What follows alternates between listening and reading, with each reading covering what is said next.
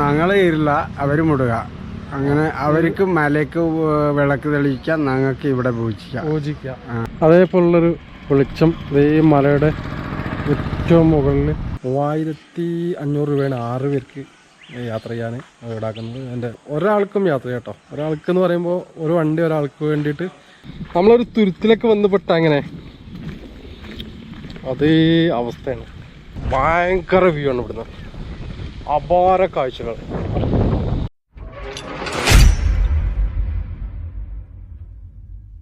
പാലക്കാട് മണ്ണിലൂടെയുള്ള യാത്രയുടെ 2ാം ഭാഗത്തിലേക്ക് എല്ലാവർക്കും സ്വാഗതം. നമ്മൾ കഴിഞ്ഞ വീഡിയോയിൽ കണ്ടത് നമ്മൾ അട്ടപ്പാടിയിലെ കാഴ്ചകളായിരുന്നു. ഇനി മണ്ണാർക്കാടുള്ള കാഴ്ചകളുണ്ട്, നമ്മളെ ഡാമുകൾ, അതേപോലെ ഇനിയും കാണാനുള്ള ഒരുപാട് സ്ഥലങ്ങളുണ്ട്. അതിമനോഹരമായ സ്ഥലം തന്നെയാണ് നമ്മുടെ ഈ മണ്ണാർക്കാട്, അട്ടപ്പാടി, അകളി ഈ ഭാഗങ്ങളിലൊക്കെ ഉള്ളത്. വീഡിയോ ആദ്യമായി കാണുന്നവരാണെങ്കിൽ സബ്സ്ക്രൈബ് ചെയ്യാൻ മറക്കരുത്. തൊട്ടടുത്ത് കാണുന്ന ബെല്ലേക്ക് കൂടി എനേബിൾ ചെയ്തുക. നിങ്ങളുടെ അഭിപ്രായങ്ങൾ തീർച്ചയായും രേഖപ്പെടുത്തുക. ഓക്കെ, നമ്മൾ അടുത്ത വീഡിയോയിലേക്ക് പോവുകയാണ്. നമുക്ക് നേരെ ഇനി മണ്ണാർക്കാടിൻ്റെ മണ്ണിലൂടെയുള്ള യാത്ര തുടരാം. ഓക്കെ, എനിക്ക് പുറകിൽ ഒരു മല ഉണ്ടോ, വലിയ മല കേട്ടോ. ആകാശം മുട്ടെ ഉയർന്നു നിൽക്കുന്ന മലനിരകൾ നമുക്കിവിടെ കാണാം. 2 ദിവസം മുന്നേ ഒരു ഉത്സവം നടന്നിട്ടുണ്ടായിരുന്നു. അതായത് ആദിവാസി ഗോത്ര വിഭാഗങ്ങളുടെ ഒരു ഉത്സവമാണ്. നമ്മുടെ ശബരിമലയിൽ കാണുന്ന പോലെ മകരവിളക്കുണ്ടല്ലോ, അതേപോലുള്ളൊരു വെളിച്ചം ഈ മലയുടെ ഏറ്റവും മുകളിൽ ഉത്സവത്തിൻ്റെ 2ാം ദിവസം അവിടെ കത്തിക്കുന്നു. അത് ഇവിടുത്തെ ഈ മലയിൽ തന്നെ താമസിക്കുന്ന ഒരു ഗോത്ര വിഭാഗത്തിൽപ്പെട്ട ആളുകളാണ്. അവരാണ് അവിടെ വിളക്ക് തെളിയിക്കുന്നത്. അവർ ഇവിടെ വന്നിട്ട് വന്നതിന് ശേഷമാണ് ഇവിടെ ഉത്സവം നടക്കുക. അപ്പോൾ ഇവിടെ പൂജയും കർമ്മങ്ങളൊക്കെ നടത്തുന്ന ആളുകൾ വേറെയാണ്, അവർ വരണം ഇവിടെ ഉത്സവം നടത്തണം. അങ്ങനെ പലതരം ആചാരങ്ങളുണ്ട്. ഇതാണ് ആ ക്ഷേത്രം, കുറച്ച് വലിയ ക്ഷേത്രം കേട്ടോ. അപ്പോൾ ഇവിടുത്തെ പൂജാരിയോട് നമുക്ക് ഇതിൻ്റെ വിശേഷങ്ങളൊക്കെ ചോദിക്കാം. പൂജാരി അവിടെ നിൽക്കുന്നുണ്ട് നമ്മളെ കാത്തിട്ട്.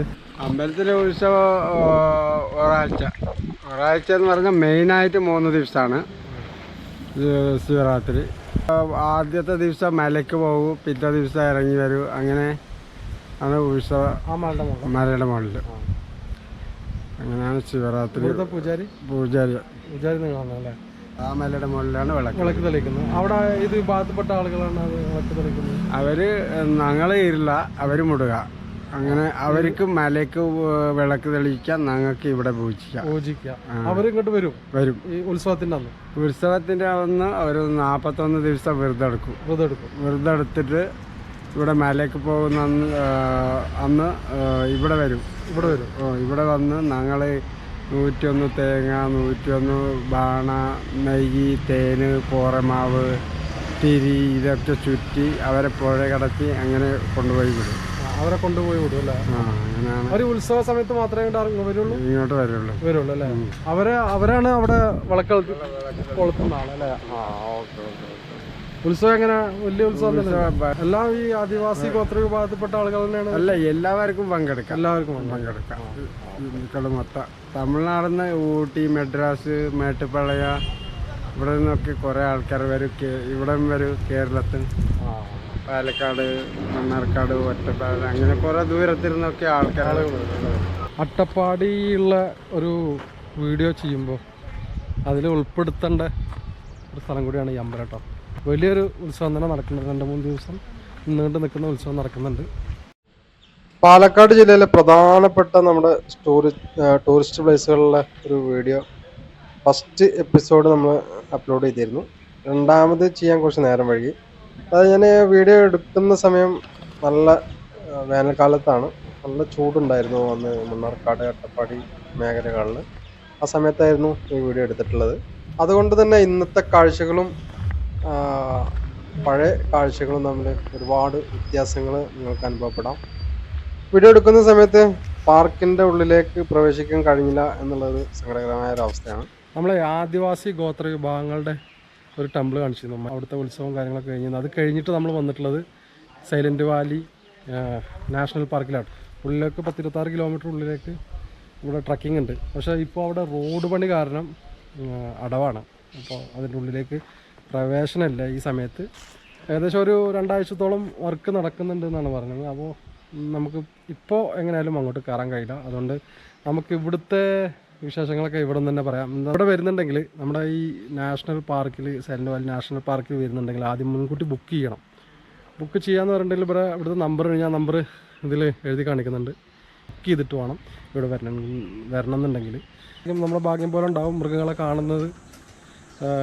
എല്ലാതരം മൃഗങ്ങളും ഉണ്ടെന്നാണ്. നമ്മൾ ഈ കാട്ടുപോത്ത്, മാന്, അതേപോലെ തന്നെ മലയണ്ണാൻ, കടുവ, കരടി, ഞങ്ങളെ വന്യജീവികളെ കാണുന്നുണ്ടെങ്കിൽ അത് ഭാഗ്യം പോലെ ഇരിക്കും. നമ്മുടെ സൈലന്റ് വാലിൻ്റെ കീഴിൽ തന്നെ ഇവിടുന്ന് ഏകദേശം ഒരു 15 കിലോമീറ്റർ നമ്മൾ ഊട്ടി റോഡിൽ മുള്ളി പോകുന്നൊരു വഴിയുണ്ട്.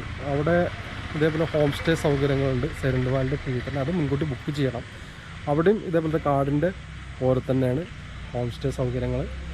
ഇതേപോലെ നമ്മുടെ ഈ സൈലന്റ് വാലി പോലെ തന്നെ ഒരു സൈലന്റ് വാലിയിൽ നിന്ന് ഏകദേശം 4-4.5 കിലോമീറ്റർ നമ്മളെ മണ്ണാർക്കാട് റോഡിന് ഇറങ്ങിക്കഴിഞ്ഞിട്ടുണ്ടെങ്കിൽ അവിടെ ഇതേപോലെ ട്രക്കിംഗ് സൗകര്യം ഉണ്ട്. പക്ഷേ അത് കാടിൻ്റെ ഉള്ളിലേക്ക് ഒരു 5-6 കിലോമീറ്റർ യാത്രയുള്ളൂ.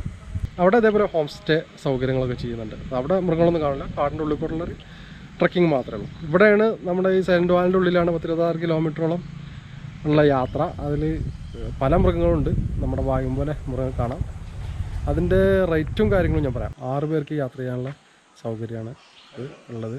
3500 രൂപയാണ് 6 പേർക്ക് യാത്ര ചെയ്യാൻ ഈടാക്കുന്നത്. എൻ്റെ വണ്ടിക്ക് പ്രൈസ് ഉള്ളത്. 5 പേർക്കും യാത്ര ചെയ്യാം. 5 പേർക്കും 3200. അങ്ങനെ ആൾ കുറയുന്നിടത്തോളം ഒരാൾക്കും യാത്ര ചെയ്യാം കേട്ടോ. ഒരാൾക്ക് എന്ന് പറയുമ്പോൾ ഒരു വണ്ടി ഒരാൾക്ക് വേണ്ടിയിട്ട് പോകുന്നതാണ്. 2500ഓളം രൂപ ഒരാൾക്ക് മാത്രമാണ് വരും. ഏകദേശം ഒരു ഫാമിലിയൊക്കെ ഉണ്ട്, 4-5 പേര് 6 പേരൊക്കെ ഉണ്ടെങ്കിൽ സുഖമായിട്ട് യാത്ര ചെയ്യാം. ഒരു ഗൈഡും കൂടെ ഉണ്ടാവും.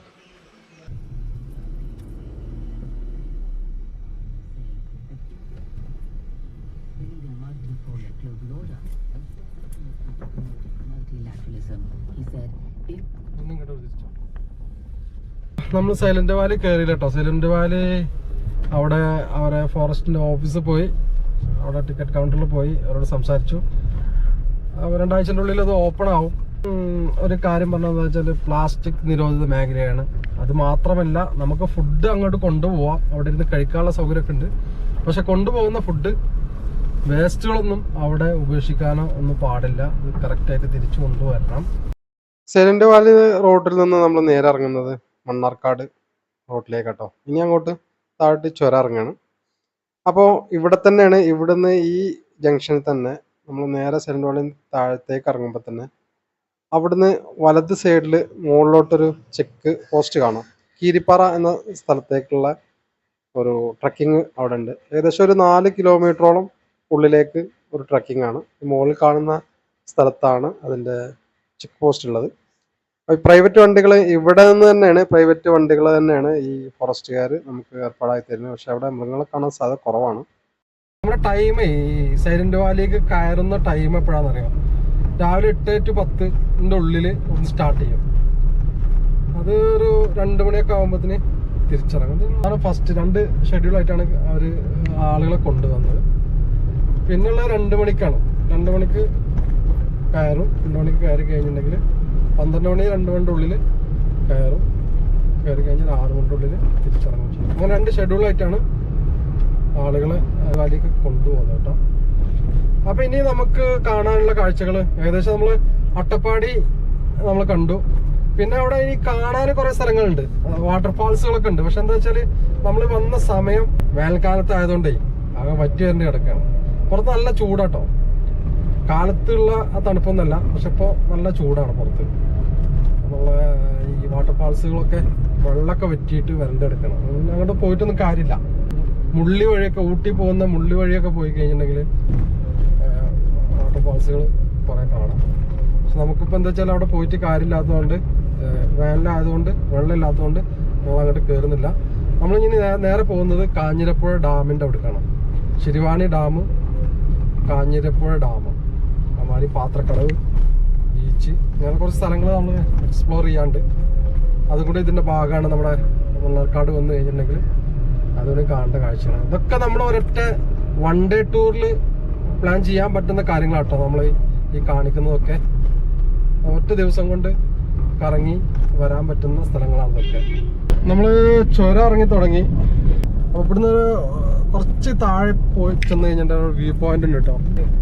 സീസണിൽ വരുമ്പോഴാണ് ഇതിനൊക്കെ പ്രത്യേകതകളുള്ളത് കേട്ടോ. അപ്പോൾ ഈ വേനൽക്കാലത്ത് ഇങ്ങോട്ട് വന്നിട്ട് കാര്യമില്ല.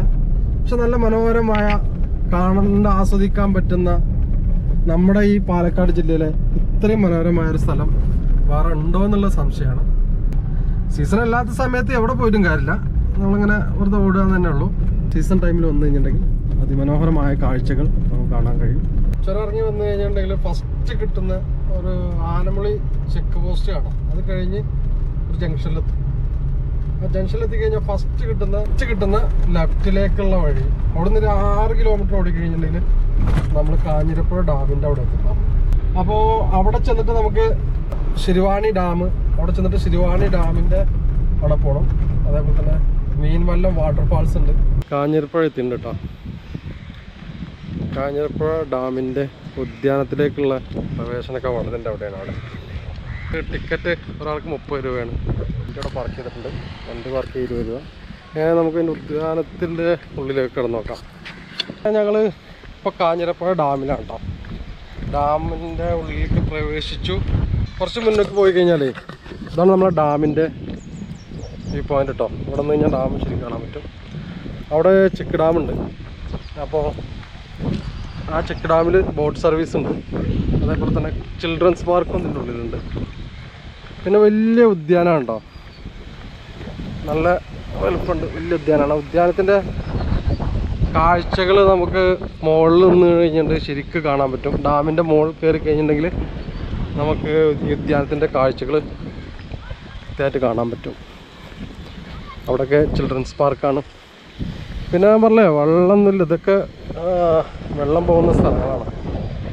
വെള്ളം വറ്റിക്ക് വരണ്ട് കിടക്കുകയാണ്. ഇങ്ങനെ മുന്നോട്ട് പോയി നോക്കാം. ബോട്ട് സർവീസാണ് കേട്ടോ. അത് 2 ബോട്ടുകളുണ്ട്. അതിൻ്റെ ടിക്കറ്റ് നിരക്കുകളാണ് കൊടുത്തിട്ടുള്ളത്. കടൽ ബോട്ട് ചവിട്ടി കൊണ്ടുപോകുന്ന ബോട്ട് 2 പേർക്ക് 180 രൂപ. മുതിർന്നവരാട്ടോ. 20 മിനിറ്റ് 150 രൂപ. കുട്ടികളുടെ ബോട്ടുണ്ട് 20 രൂപ 5 മിനിറ്റ്. ഒക്കെ പെഡൽ കാറ് അതും കുട്ടികൾക്കുള്ളതാണ് 20 രൂപ. പിന്നെ ഫാമിലി ബോട്ടുണ്ട് 4 പേർക്ക് യാത്ര ചെയ്യാൻ പറ്റും 250 രൂപ 20 മിനിറ്റ്. അപ്പോൾ ഇതാണ് നമ്മുടെ കാഞ്ഞിരപ്പുഴ ഡാമിലെ ബോട്ട് സർവീസിൻ്റെ. 1961 ഡാമിൻ്റെ നിർമ്മാണ പ്രവർത്തനങ്ങൾ തുടങ്ങി 1995 അതിന് പൂർത്തീകരിക്കുന്നത്. സംസ്ഥാന ഫിഷറീസ് വകുപ്പിൻ്റെ കീഴിലുള്ള മത്സ്യ കൃഷിയും ഇത് ഈ ഡാമിൽ നടത്തുന്നുണ്ട്. ഡാമിൻ്റെ ഉൾഭാഗങ്ങളിൽ കാണുന്ന മലനിരകൾ വാക്കോടൻ മലകൾ എന്നാണ് അറിയപ്പെടുന്നത്. വന്യജീവികൾ ഒരുപാടുള്ള ഒരു സ്ഥലം കൂടിയാണ് ഈ മലനിരകൾ. ആ മലകളിൽ നിന്നും ഒഴുകിയെത്തുന്ന വെള്ളമാണ് നമ്മുടെ ഈ കാഞ്ഞിരപ്പുഴ ഡാമിലുള്ളത്. ഈ വെള്ളമാണ് തൂതാപ്പുഴയിൽ നമ്മളവിടേക്ക് എത്തുന്നത്. തൂതാപ്പുഴയിൽ വെള്ളം വറ്റുമ്പോൾ ഇവിടുത്തെ ചെക്ക് ഡാം തുറന്നിട്ടാണ് നമ്മുടെ പുഴയിലേക്ക് വെള്ളം ഒഴുക്കി വിടുന്നത്. അപ്പോൾ നമ്മുടെയൊക്കെ കുടിവെള്ള സ്രോതസ്സ് നിൽക്കുന്നത് ഇവിടെയാണ്. നമ്മൾ വെള്ളം വറ്റിയാലും കാഞ്ഞിരപ്പുഴ ഡാമിൽ നിന്നാണ് ഇങ്ങോട്ടുള്ള നമ്മുടെ പുഴയിലേക്കുള്ള വെള്ളം വിടുന്നത്. അപ്പോൾ ഇത്രയാണ് ഇതാണ് നമ്മുടെ ഉദ്യാന കാഴ്ചകൾ. ആൾ കുറവാണ്. ഇങ്ങനെ കാഞ്ഞിരപ്പുഴ കാഴ്ചകൾ കണ്ടു. ഇനി നമുക്ക് ശിരുവാണി ഡാമിൻ്റെ അവിടേക്കാണ് പോകേണ്ടതുള്ളത്. നമുക്ക് കാഞ്ഞിരപ്പുഴയിൽ നിന്ന് തിരിച്ച് വരുന്ന വഴിക്ക് ഇരുമ്പൻചോല, ഏകദേശം കാഞ്ഞിരപ്പുഴ 1 കിലോമീറ്റർ പോയി കഴിഞ്ഞിട്ടുണ്ടെങ്കിൽ ഇരുമ്പൻചോല എന്ന റോഡ് കിട്ടും. ആ റോഡിൽ കൂടെ വന്നു കഴിഞ്ഞിട്ടുണ്ടെങ്കിൽ നമുക്ക് ഈ ഡാമിൻ്റെ കാഞ്ഞിരപ്പുഴ ഡാമിൻ്റെ ബാക്ക് സൈഡിലേക്കുള്ള ഒരു എൻട്രൻസ് കിട്ടും. നമ്മളാ വഴി പോയി കേട്ടോ. ഭയങ്കര വ്യൂ ആണ് ഇവിടുന്ന്, അപാര കാഴ്ചകൾ. നമ്മളൊരു തുരുത്തിലേക്ക് വന്ന് പെട്ട അങ്ങനെ അതേ അവസ്ഥയാണ്. ഇവിടുന്ന് നമുക്ക് ഡാം കാണിച്ചു തരാം. ആ കാണുന്ന ഡാം അതായത് ഒരു തുരുത്താണ്, ഒരു ഐലൻഡ് പോലെ ഒരു തുരുത്താണ് ഈ കാണുന്നത്. എന്ത് രസമുള്ള സ്ഥലമാണ്, മനോഹരമായൊരു കാഴ്ചയായിട്ട് ഇവിടെ നിന്നുള്ള വലിയൊരു മല. ഇനി നമുക്ക് പോകാനുള്ളത് 2 സ്ഥലങ്ങളാണ് ഇവിടെ. ഒന്ന് മീൻവല്ലം വാട്ടർഫാൾസാണ്, പിന്നൊന്നുള്ളത് ശിരുവാണി ഡാമാണ്. ശിരുവാണി ഡാമുക്ക് പ്രവേശനം ഇല്ല എന്നാണ് പറയാൻ കഴിഞ്ഞത്. പ്രവേശനം ഇല്ല എന്ന് പറയാൻ പറ്റില്ല. അവിടെ ഇറിഗേഷൻ ഡിപ്പാർട്ട്മെൻറ്റിൻ്റെയും 4സ്റ്റ് ഡിപ്പാർട്ട്മെൻറ്റിൻ്റെയും അനുവാദത്തോട് കൂടിയിട്ട് അവർ പെർമിഷൻ എടുത്തിട്ട് നമുക്ക് അവരെ വണ്ടിയിൽ അങ്ങോട്ട് പോകാനേ കഴിയുള്ളൂ. നല്ല കാണാൻ പറ്റുന്ന നല്ല സ്ഥലമാണ് എന്നാണ് പറഞ്ഞത്. പക്ഷെ നമുക്ക് വണ്ടിയിട്ടാണ് പോകാൻ കഴിയില്ല, അവിടെ ക്ലോസ് ആക്കിക്കണമെന്ന് പറഞ്ഞു. മീൻവല്ലം വാട്ടർ ഫാൾസിക്ക് ഏകദേശം ഇവിടുന്ന് 1 മണിക്കൂർ റണ്ണിങ് ഉണ്ട്. 14 കിലോമീറ്ററോളം കാഞ്ഞിരപ്പുഴന്ന് മീൻവല്ലം വാട്ടർ ഫാൾസിക്ക് ദൂരമുണ്ട്. പക്ഷെ നമ്മൾ 5 മണിക്കൂർ ക്ലോസ് ആവും. നമ്മൾ ഏകദേശം 4:30 മണി ഇപ്പോൾ ആയി. അരമണിക്കൂറിനുള്ളിൽ അങ്ങോട്ട് എത്താൻ കഴിയാത്തതുകൊണ്ട് നമുക്ക് അതും കവർ ചെയ്യാൻ കഴിഞ്ഞില്ല. ഏകദേശം നമ്മളൊരു 1 ഡേ ട്രിപ്പിൽ ഇത്രയും കാര്യങ്ങൾ നമുക്ക് കവർ ചെയ്യാൻ കഴിഞ്ഞു. കാഞ്ഞിരപ്പുഴ, അതേപോലെ മണ്ണാർക്കാട്, അട്ടപ്പാടി, അഗളി ഇങ്ങനെയുള്ള ഒട്ടുമിക്ക സ്ഥലങ്ങളിലും നമുക്ക് ഏകദേശം കവർ ചെയ്യാൻ കഴിഞ്ഞു. ഇനിയും ഒരുപാട് സ്ഥലങ്ങൾ ഇവിടെ ഉണ്ട് കേട്ടോ. പക്ഷെ നമ്മൾ ഈ സീസൺ ടൈമിലേക്ക് വരികയാണെങ്കിൽ കണ്ടാൽ തീരാവുന്നതിലധികം കാഴ്ചകൾ സമ്മാനിക്കുന്ന ഒരു സ്ഥലമാണ് നമ്മൾ മണ്ണാർക്കാട് ടൂറിസ്റ്റ് പ്ലേസ്. അപ്പോൾ എങ്ങനെയായാലും നമ്മുടെ വീഡിയോ ഇവിടെ വൈൻഡപ്പ് ചെയ്യാണ്. വീഡിയോ നമ്മുടെ മണ്ണാർക്കാടിലൂടെയുള്ള പാലക്കാട് മണ്ണാർക്കാട് മണ്ണിലൂടെയുള്ള യാത്ര നമ്മൾ വൈൻഡപ്പ് ചെയ്യുകയാണ്. അപ്പോൾ ഇനി അടുത്ത വീഡിയോയിൽ പാലക്കാട് ജില്ലയിലെ അടുത്ത ഒരു ഡെസ്റ്റിനേഷൻ വെച്ചിട്ട് നമ്മൾ വീഡിയോ ചെയ്യുന്നതാണ്. അപ്പോൾ ഇനി അടുത്ത വീഡിയോയിൽ നമുക്ക് പാലക്കാട് ജില്ലയിലെ പാലക്കാട് മണ്ണിലൂടെയുള്ള യാത്രയെ നമ്മൾക്ക് മറ്റുള്ള സ്ഥലങ്ങളിലെ ടൂറിസ്റ്റ് സ്ഥലങ്ങളിലെ കാഴ്ചകൾ കാണാം. Okay, by.